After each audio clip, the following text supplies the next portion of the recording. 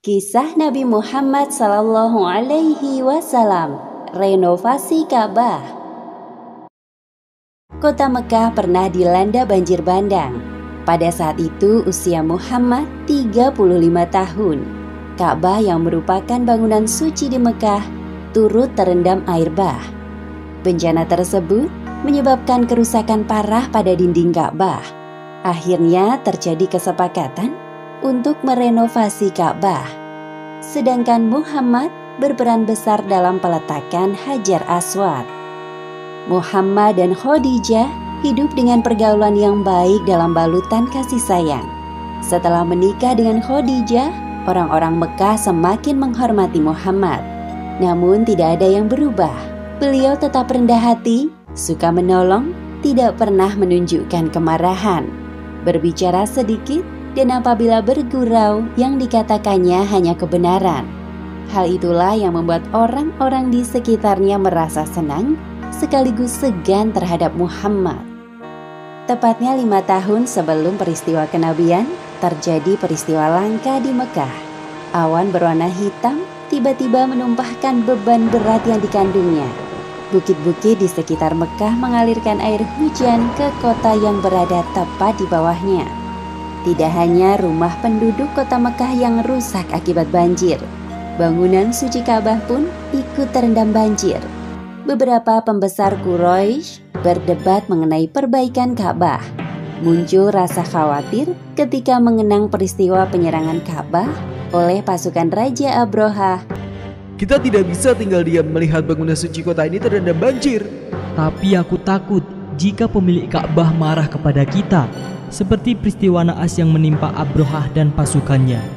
Wahai saudaraku, tujuan utama kita adalah memperbaiki Ka'bah, bukan untuk menghancurkannya seperti yang dilakukan Abrahah kala itu. Ya, benar apa yang engkau katakan. Bangunan Ka'bah harus segera diperbaiki. Sebaiknya kita segera mencari orang yang mampu bertanggung jawab atas perbaikan tersebut. Beberapa saat setelah diskusi dilakukan, diputuskan bahwa Walid bin Mughirah yang akan bertanggung jawab. Mereka meminta untuk meninggikan bangunan Ka'bah yang tingginya 9 hasta sejak pembangunan di masa Nabi Ismail. Kami ingin bangunan Ka'bah ditinggikan dan diberi atap agar tidak ada pencuri yang datang mengambil barang-barang berharga di dalamnya. Selain itu, kami tidak menerima bantuan bahan-bahan bangunan untuk perbaikan Ka'bah dari dana yang kotor, seperti hasil pelacuran, keuntungan dari sistem riba, maupun perampasan harta. Semoga engkau teliti sebelum menggunakannya. Baik, akan aku laksanakan sesuai perintah kalian. Walid menyanggupi permintaan para pembesar Mekah dan mulai menyusun rencana renovasi Ka'bah. Bertepatan dengan bencana banjir ini, tersiar berita bahwa telah ditemukan sebuah kapal Romawi yang terdampar di Laut Merah, tepatnya di dekat pelabuhan Syuaibah. Wahai saudaraku, tugas pertamamu adalah mencari siapa pemilik kapal Romawi itu dan membeli kapalnya. Kita membutuhkan banyak kayu untuk pondasi Ka'bah. Serahkan padaku, aku akan mengatasi masalah ini. Setelah bertemu dengan pemilik kapal, Walid bin Mughirah bernegosiasi dengannya. Pemilik kapal bernama Bakum. Ia adalah seorang penganut Nasrani yang berasal dari Mesir. Bakum kemudian dikontrak menjadi ahli kayu. Pada awalnya, anak buah Walid tidak berani menyentuh bangunan Ka'bah. Namun pemimpin mereka, Walid bin Mughirah, mengatakan sesuatu yang melegakan. Kita mulai perombakannya dari bangunan sebelah selatan. Setelah itu kita tunggu sampai esok hari. Apabila tidak ada hal buruk yang terjadi, maka kita lanjutkan tugas mulia ini sampai selesai. Ya, kami setuju. Perombakan Ka'bah ini merupakan perbaikan dari hasil kerja keras Nabi Ibrahim alaihi salam dan Nabi Ismail alaihi salam. Bangunan Ka'bah berbentuk segi empat yang terbuat dari susunan batu-batu. Walid membagi Ka'bah menjadi 4 bagian. Masing-masing kabilah mendapatkan tugas untuk memperbaiki tiap sudut bagian Ka'bah. Hal pertama yang dilakukan adalah memindahkan patung Hubal dan patung-patung lainnya. Kemudian membersihkan pelataran Ka'bah, lalu membongkar dinding dan membuat pondasi. Pondasi Ka'bah berasal dari batu-batu granit biru yang diambil dari bukit di sekitar Mekah. Sedangkan bahan pencampur semen yang disebut bitumen didatangkan langsung dari Syria. Muhammad turut serta dalam perbaikan Ka'bah dari awal penghancuran bangunan dan hari-hari berikutnya. Kita harus meninggikan pondasi sekaligus membangun pintu baru. Setelah itu, kita bangun atap Ka'bah agar barang-barang berharga di dalamnya tidak dicuri orang. Baik, kami akan mengerjakan sesuai perintahmu. Pembangunan dan perombakan Ka'bah hampir selesai. Setelah dinding Ka'bah tingginya mencapai 15 hasta. Kemudian dipasang atap yang disangga dengan 6 tiang. Selain itu, dibangun pintu dan tempat peletakan Hajar Aswad. Kini tiba saatnya bagian peletakan batu hitam atau biasa disebut Hajar Aswad di sudut timur. Pada saat inilah terjadi perselisihan antar kabilah. Masing-masing kabilah merasa lebih berhak meletakkan Hajar Aswad pada tempatnya semula dibanding kabilah lainnya. Perselisihan ini terjadi hingga 4 hari tanpa ada keputusan. Sampai akhirnya muncul seorang tua bernama Abu Umayyah bin Al-Mughirah menawarkan jalan keluar.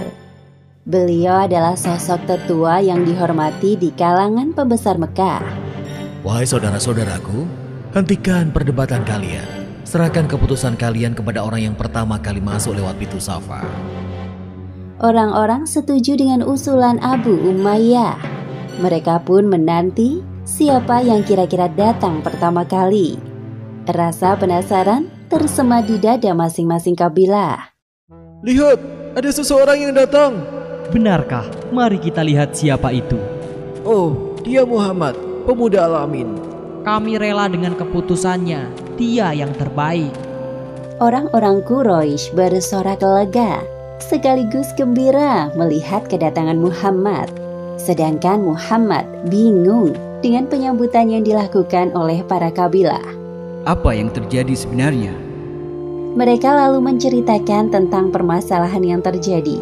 Sebelum membuat keputusan, Muhammad berdoa dalam hati agar tidak salah langkah. Beliau juga tidak menginginkan pertikaian ini berlarut-larut terjadi. Tolong, ambilkan aku sehelai kain. Baik, tunggu sebentar. Orang-orang penasaran dengan apa yang akan diperbuat Muhammad. Setelah kain dalam genggaman, beliau menghamparkannya ke tanah.